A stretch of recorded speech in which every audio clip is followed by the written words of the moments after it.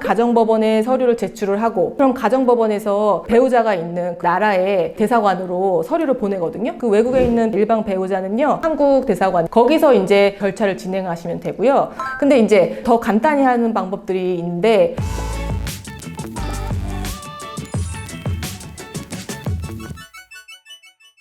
안녕하세요. 이혼 전문 박은주 변호사입니다. 오늘은요, 해외 이혼, 국제 이혼 이런 거에 대해서 살펴볼게요. 근데 이게 범위가 되게 넓은 게, 한국 부부끼리 있는데 거주지만 해외일 수 있는 사건들이 있고, 배우자가 외국인이라서 국제 이혼이라고 하기도 하거든요. 이런 부분을 조금 하나씩 분리해서 얘기를 해야 될 것 같아요. 일단은 한국인 부부들끼리의 이혼을 한번 볼까요? 한국인 부부인데 재외국민이야. 둘 다 외국에 거주해서 이혼을 진행을 하고 싶어. 이혼에 관련된 내용과 양육권, 친권, 재산분할까지 협의가 됐어.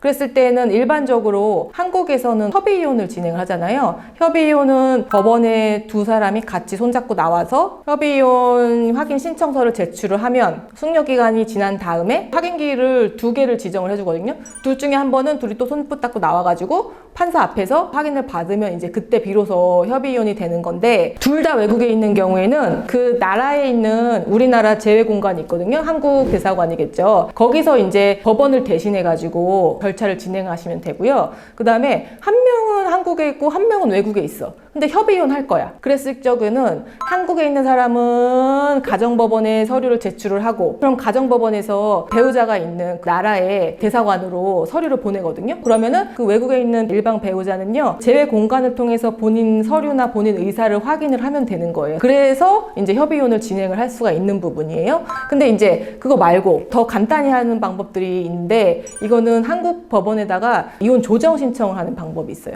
굉장히 많이 활용을 하시는데, 부부가 한 명은 한국에 있고 한 명은 외국에 있어. 이혼과 관련된 내용이 다 합의가 됐어. 이랬을 때 한국 법원에다가 이혼 조정 신청을 할 수가 있는데, 국내에 있는 배우자가 신청인이 되는지 외국에 있는 배우자가 신청인이 되는지에 따라 좀 달라지거든요. 뭐든지 사건이 진행이 되려고 하면은 이혼 조정서라는 소장에 가름하는 그 문서가 상대방한테 도달을 해야 되잖아요. 상대방이 과테말라에 있어. 1년 걸려 송달하는데, 그쵸? 참 힘들단 말이에요. 그 송달하는 것까지. 이건 보통 어떻게 하냐면은 외국에 있는 배우자를 대리할 한국에 있는 변호사를 선임을 해야 되는 거예요. 그래서 한국에 있는 배우자가 이혼 조정 신청서를 법원에다가 제출을 하면 사건 번호가 나오거든요. 그럼 그 사건 번호를 외국에 있는 배우자의 한국에 있는 대리인한테 얘기해 주는 거야. 변호사 사무실에 그냥 알려주는 거야.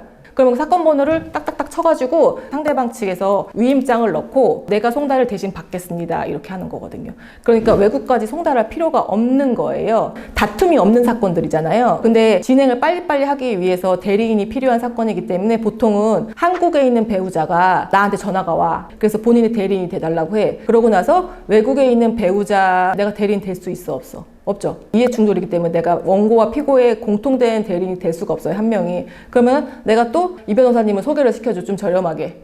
그러면은 이 변호사님은 상대방 측의 대리인이 돼서 실질적으로 나랑 같이 그 협의사항을 조율을 한 다음에 팀으로 움직인다, 뭐 이렇게 생각하시면 돼요. 근데 이제 이런 게 오해할 수가 있는 게, 한국에 있는 배우자가 내가 당신 대리인도 선임을 해줄게 이렇게 얘기했을 때 막 난리치는 경우 있다고 그랬죠. 당신이 왜 내 대리인 선임을 해줘? 우리 싸워야 되는데. 싸우는 거 아니죠, 그렇죠? 모든 건 다 협의를 하는 걸 전제로 하기 때문에 그렇게 간혹 가다가 오해를 하시는 분들이 있어요. 외국에 있는 배우자가 신청인, 원고가 돼서 이혼 조정 신청을 할 거야. 그때는 반드시 대리인이 있어야 되겠죠. 왜냐면 본인을 대신해서 한국의 법원에 출석을 해서 조정조서에 사인을 해야 될 대리인이 본인이 필요한 거잖아요. 그럴 때에는 한국에 있는 변호사한테 연락을 해서 우리가 먼저 신청을 해서 변호사님이 나 대신에 법원에 나와서 조정을 해주십시오 라고 얘기를 하는 거고, 그러면은 우리는 그 조정 신청서를 작성을 해서 한국에 있는 배우자한테 어디 거주지 않을까요? 거기다 송달을 시키겠죠. 송달을 받은 피고라고 하는 피신청인은 보고서 본인이 직접 조정기일 때 나와도 되고, 대리인을 선임해도 되고, 아니면 그 전에 대리인을 이미 다 선임한 상태에서 진행을 해도 되고. 근데 이제 일방이나 또는 쌍방은 모두 해외에 있는데 분쟁이 있어. 싸워야 돼. 이랬을 때가 문제가 되거든요. 배우자 일방이 국내에 있고 한 명이 외국에 있는데 이혼 소송을 제기를 해야 된단 말이에요. 이혼 소송. 그러면 지금 어떻게 해야 되느냐? 2가지 방법이 있어.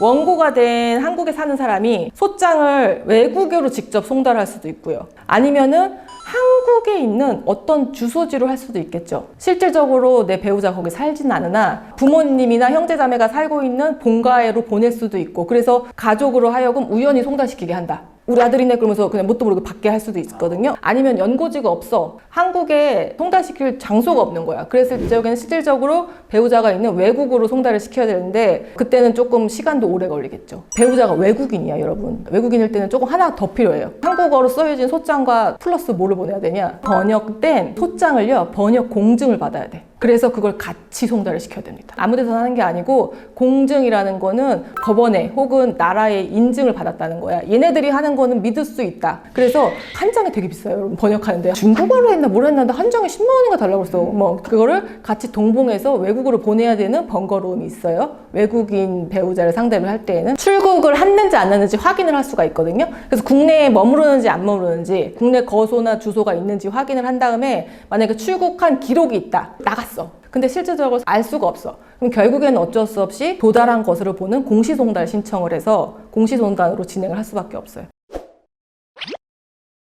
오늘은요, 배우자가 외국인이거나 아니면은 외국에 거주하는 사람하고 이혼을 어떻게 하는지에 대해서 살펴봤습니다. 한국인끼리 이혼을 하는데 일방이나 쌍방이 외국에 있는 경우에 이건 조정 신청을 이용하는 게 참 좋겠다. 협의가 안 되면 어쩔 수 없이 소송을 진행을 해야 되는 경우가 있고, 그 다음에 배우자가 외국인이었을 때, 물론 우리가 배우자가 외국인이었을 때도 배우자가 한국에 있는 대리인을 선임해서 진행할 수도 있겠죠. 본인은 외국에 있는 상태로. 근데 송달은 좀 어려울 수 있다.